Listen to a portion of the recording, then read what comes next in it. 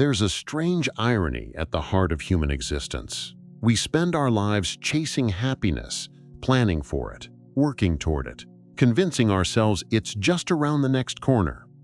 Yet when we finally arrive, something feels off. The promotion doesn't fulfill us. The relationship grows routine. The dream becomes ordinary. Congratulations, you've been played by your own brain. Your brain wasn't built to make you happy.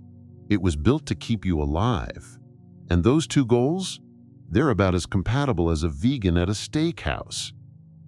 Consider this. You finally buy the car you've dreamed about for years. For the first week, every drive feels electric. But give it a month, and the magic evaporates like your New Year's resolutions. This is hedonic adaptation, your mind's charming habit of turning champagne back into tap water every single time. And here's the kicker. It's a feature, not a bug. Our ancestors who constantly sought more food, better shelter, safer territory, they survived.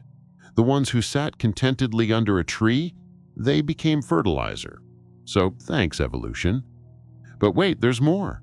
Your mind doesn't just neutralize joy. It actively distorts reality like a gaslighting roommate you can never evict. Confirmation bias makes you see your fears everywhere. The negativity bias ensures one criticism haunts you for years while a dozen compliments vanish instantly. You compare your messy inner chaos to everyone else's Instagram feed and wonder why you're falling short. And perhaps most cruelly, there's the focusing illusion. You convince yourself happiness lives in some future state, when you lose the weight, earn more money, find the right person. But when you arrive, plot twist, the goalposts have moved. Your mind literally cannot stop scanning for what's wrong, what's missing, what's about to go sideways. The ancient philosophers saw through this centuries ago. The Stoics said we're suffering from our own lousy commentary. The Buddhists called it tanha, a thirst that laughs at the concept of enough. Suffering isn't just what happens to us, it's the absurdly dramatic story our minds narrate about it. So what does this mean? That we're doomed to chase our tails forever like overeducated golden retrievers? Not exactly, but it does mean something radical. Happiness isn't something you acquire after sufficient effort and suffering. It's something you notice when you stop listening to your mind's catastrophizing TED Talk for 5 minutes. The mind sabotages happiness because it's stuck doing a job it evolved for thousands of years ago, keeping you paranoid enough to survive the savannah.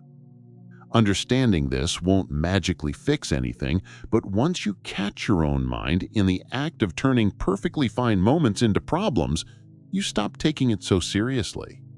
You start to notice the gap between reality and your mind's dramatic interpretation of reality.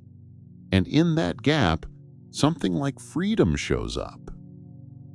The question isn't how to stop your mind from sabotaging your happiness.